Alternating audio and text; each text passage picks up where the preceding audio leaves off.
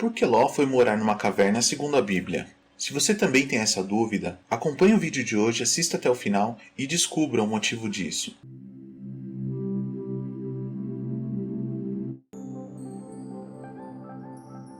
Sejam muito bem-vindos a mais um vídeo aqui do canal Nação, Filhos da Promessa. No vídeo de hoje eu vou te contar a história desse personagem e o que fez com que ele tomasse essa decisão, que para nós, que estamos em isolamento social, soa tão estranho, uma pessoa querer se isolar dessa forma. Se eu te fizer uma pergunta, o que te faria morar numa caverna? É provável que você não soubesse responder, ou que talvez diria que nada te faria morar num lugar desses, não é verdade? Principalmente pelo fato de morar, não é conhecer ou visitar, mas sim habitar. Imagina como deve ser difícil, escuro, frio, talvez quente demais. Como que uma pessoa faz as necessidades num lugar como esse? Será que não tem risco de encontrar bichos morando ali? Então, na história de hoje, o personagem que nós vamos falar não tem uma história de grandes feitos ou grandes realizações, mas ele teve um grande livramento da parte de Deus. O nome dele é Ló. Como dito antes, ele é sobrinho de Abraão. Caso ainda não tenha assistido ao vídeo sobre Abraão, vou deixar aqui no card, é só acessar para assistir. Abraão foi quem deu início à grande jornada ali da história do povo de Israel e a nação escolhida por Deus. Ló, apesar de não ser tão conhecido como o tio, tinha muitos bens naquela época. Entretanto, com tanta riqueza, seus pastores começaram a se desentender com os pastores do tio dele. Para resolver esse conflito e não ter mais essa discussão, não ter essa briga toda, Ló e Abraão decidem se separar, ir cada um para um lado. E Abraão pergunta para Ló, para onde você quer seguir? Ló seguiu para o lado do Oriente Médio. Nessa direção tinha uma grande cidade muito conhecida, que era Sodoma. Também perto dali tinha Gomorra, mas Ló seguiu para morar em Sodoma. Essa cidade não é muito hospitaleira com os forasteiros, muito pelo contrário. É conhecida por suas crueldades. Nesse ponto, nem as crianças estão a salvo. Também há relatos de imoralidades inaceitáveis, principalmente a ganância e apego pelos tesouros materiais, o que provavelmente favoreceu a Ló, que chegou com seus pastores e seus bens. Rapidamente Ló assumiu uma posição de destaque, já que, segundo a Bíblia, em um relato, ele estava à porta da cidade. Era de costume as pessoas importantes da cidade se reunirem às portas da cidade para resolver questões comuns da cidade. Entretanto, essa cidade foi invadida e saqueada por um reino vizinho. Tanto os bens materiais foram tomados, quanto as pessoas foram levadas como escravo. Ló não foi uma exceção, e perdeu tudo e virou escravo. Porém, essa notícia chegou até o conhecimento de Abraão, que juntou um verdadeiro exército e foi de encontro ao sobrinho para salvá-lo. Talvez nesse ponto você tenha pensado na possibilidade de Ló escapar em meio ao conflito e se refugiar na caverna, mas não foi isso que aconteceu. Ainda nem chegamos nesse ponto da caverna. Abraão com seu exército venceu aquela batalha, salvando a Ló e sua família e seus bens e assim libertando a cidade. Porém, o pecado e iniquidade daquela cidade só aumentava, assim como acontecia em Gomorra. Deus anuncia que vai destruir aquelas cidades, porém não o faz de imediato por amor a Ló, e envia 2 anjos para escoltá-lo para fora daquela cidade. Aqui podemos ver o quanto Deus cuida de nós, até mesmo quando estamos no caminho que Ele desaprova.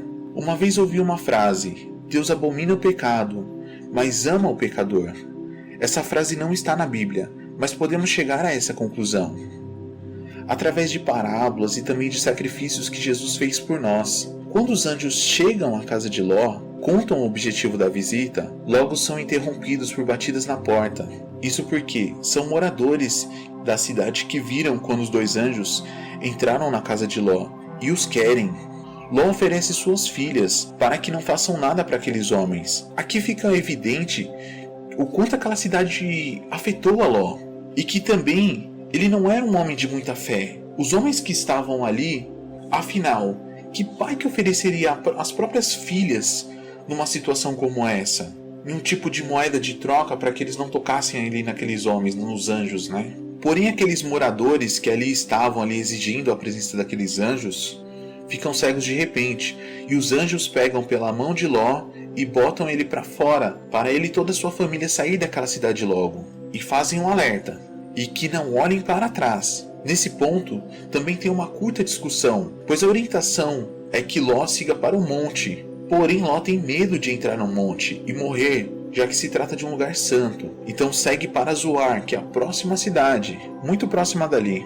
Assim que chegam na cidade, assim que colocam seus pés na cidade de Zoar, o fogo cai do céu e eis que a destruição das cidades começa. A Bíblia não relata, mas imagino que deve ter sido muito barulho, estrondo, chão tremendo. Afinal, aquelas cidades foram literalmente varridas da face da terra.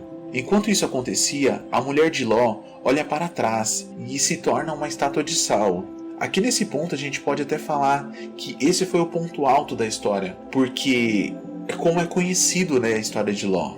Após tudo isso ter acontecido, Ló decide que vai morar lá no monte. Isso porque ele tem medo de que a cidade de Zoar siga o mesmo caminho de Sodoma e Gomorra e que Deus venha destruí-la também. Dessa forma, pega suas 2 filhas e encontra uma caverna onde ele vai habitar o resto dos seus dias. Mas não acaba por aí. Suas filhas, vendo que ali não haviam homens por ali, embriagam o seu pai e se deitam com ele, para que sua descendência continue. Suas filhas geram Moabe e Ben-Amim, que futuramente foram os pais dos Moabitas e Amonitas. Povos esses que vão causar grande problema ao povo de Israel. Enfim, é um fim triste para um homem que tinha pouca ou quase nenhuma fé e viveu segundo o que seus olhos viam, totalmente diferente de seu tio Abraão, que se tornou um símbolo de homem de fé. Ló foi morar numa caverna motivado pelo medo. A caverna, à primeira vista, pode parecer segura, mas tem diversos perigos que não são tão claros, como um desmoronamento, os animais que vivem lá, que podem ter hábitos noturnos, terem uma visão adaptada para a escuridão, podem enxergar no escuro, o que não é o nosso caso. Só perceberíamos a presença de algum perigo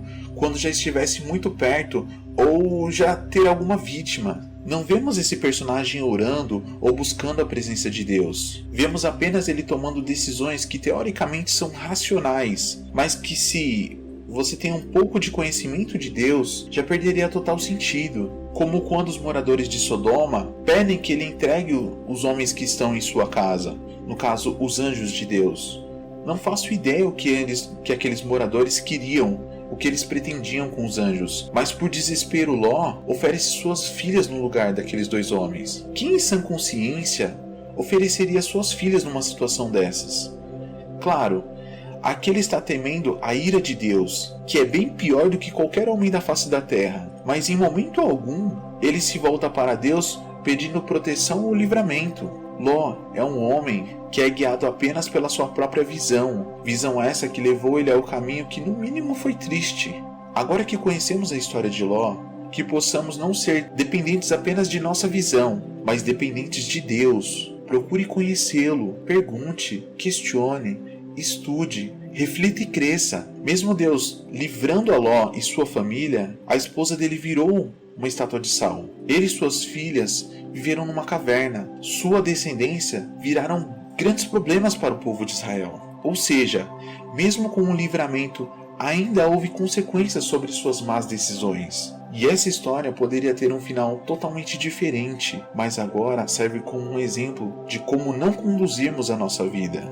Eu quero chamar a sua atenção para algo muito importante. Quando você lê a Bíblia, você consegue entender o que você está lendo? Ou você fica perdido pelas interpretações que você escuta todos os dias? Você se sente triste, distante de Deus por não conseguir entender a Bíblia? Fica confuso, pois acha que a Bíblia é um livro muito complicado de entender. Se alguma dessas questões fazem parte do seu dia a dia, tenho uma boa novidade para você. Encontrei um curso que é capaz de mudar essa situação. Estou me referindo ao Interpretação Bíblica de Gênesis a Apocalipse. Com esse treinamento, poderá se aprofundar e entender a Bíblia. Com pouco tempo e dedicação, já poderá colher os primeiros resultados. Em menos de 30 dias, com a metodologia do curso, você pode aprender a interpretar as figuras ou parábolas, aprender como ler e entender a Bíblia com um método fácil. Aprende como entender as profecias bíblicas e como fazer uma pesquisa do texto bíblico. Aprende a utilizar ferramentas auxiliadoras na interpretação, o que é autoria, datação, palavra-chave e sua importância. Aprende como encontrar o contexto bíblico.